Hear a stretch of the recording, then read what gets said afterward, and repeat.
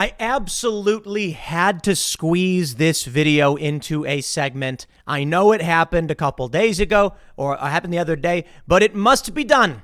Donald Trump cheered during surprise appearance with Kid Rock at UFC event. Oh boy. I'm playing the video. Playing the video for you.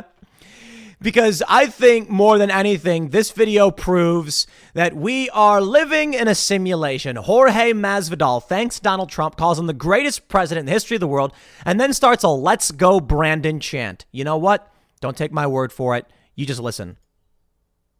Oh, is no audio playing? Oh, that's my bad. That's my bad. There we go. And I've appreciated everything you've done. Also, I want to say, greatest president in the history of the world, sitting right there. I love that guy.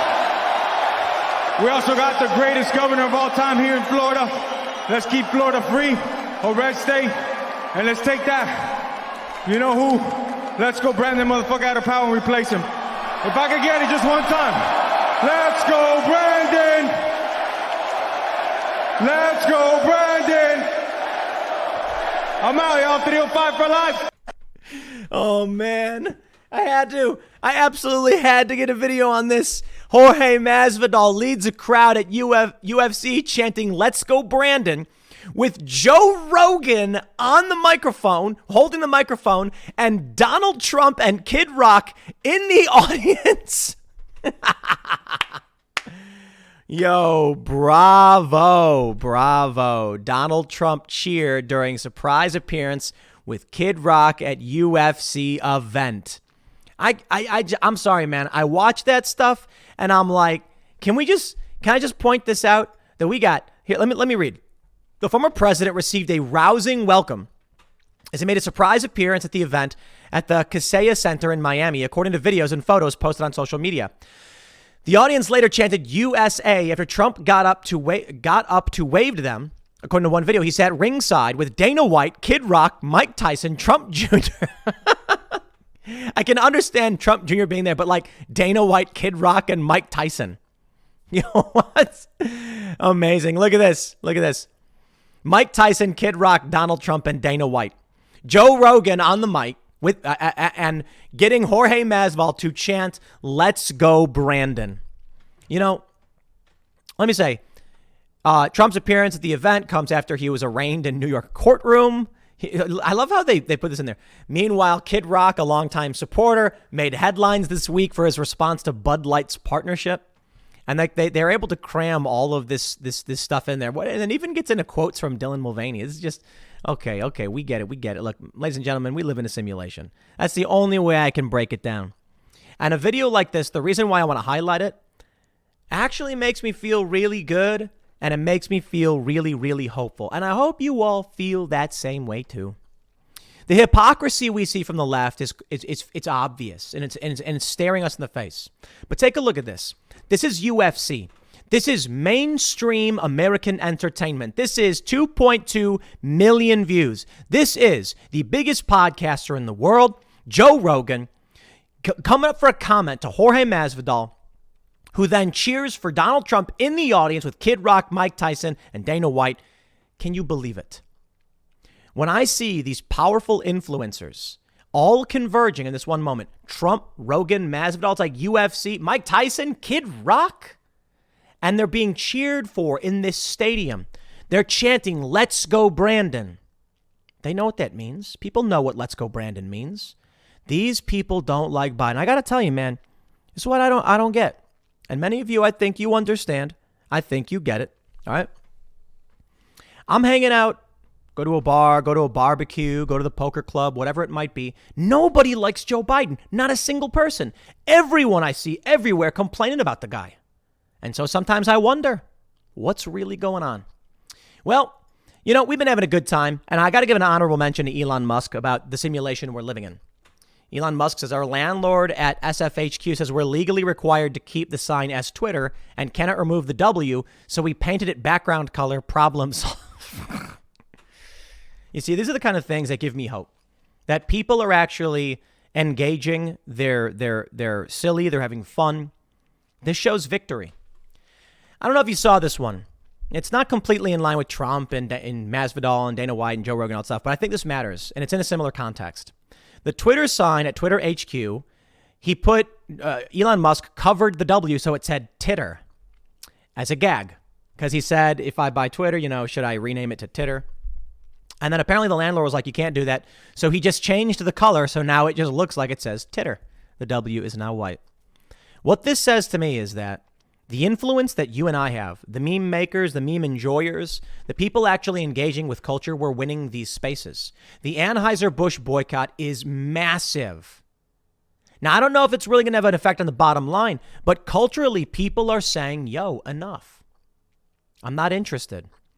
Elon Musk buying Twitter was a major move in the victory, a major move in the culture war towards victory, I should say. What we see here with Jorge Masvidal is a major victory culturally. What we need is, in the future, young people will think about these individuals and these moments and say, I want to be like them. Excuse me. Because that's the thing that I see so much of. What is inspiring young people? I'll tell you this. It is not Dylan Mulvaney. That is algorithmic manipulation. And part of me almost hopes that it's all one grand experiment. That's what it is. If we are in a simulation, they're simply testing us to see how these things affect the rest of society. You get an algorithm. It promotes certain ideas. Will that be able to overcome the natural human drive? And I believe the answer is no. Because you're hearing about Jorge Masvidal, not because of an algorithm. Well, to be fair, to a certain degree you are. What I mean to say is they are shoving things down our throats. They want to make sure that we all adhere to a certain rule set and ESG. But we decide what we want to share. And we share videos like this. And the human sharing aspect cannot be shut down. They try to ban us. They try to censor us. They try to implement rules, but we find a way. And with the rise of Rumble, YouTube alternative Rumble, you're seeing that these people they tried to silence, they still have a voice. You take a look at Twitter and what happens. You get someone like Elon Musk dropping the hammer and saying, nah, I'm not playing that game. And while we may be on the ropes, I'll put it that way, I do see victory ahead. I do. Let me explain. I want to make sure you understand the context of what I'm saying, as I've said it many times. I believe things will get worse. I believe we are facing conflict.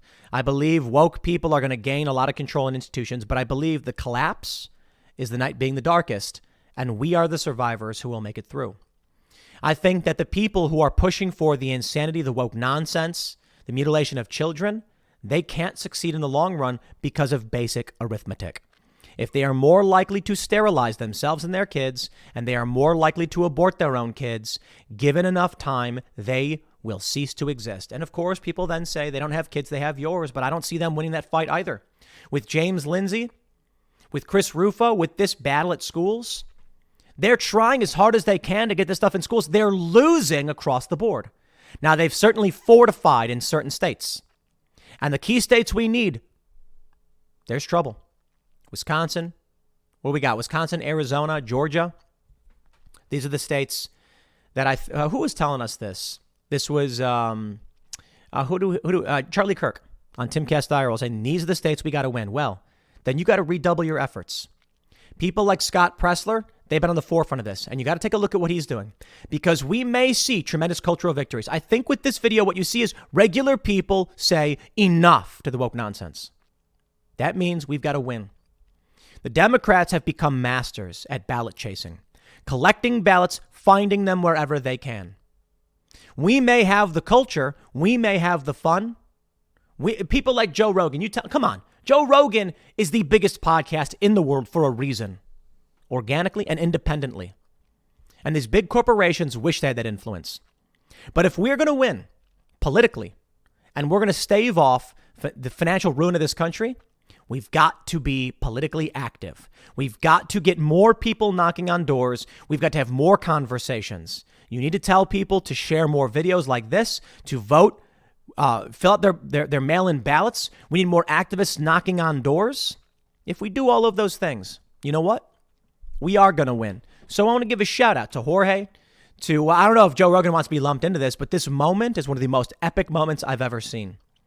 And that's why it's got 2.2 million views just in this one video alone. And this tweet, 3.4 million views, meaning some people didn't watch the video.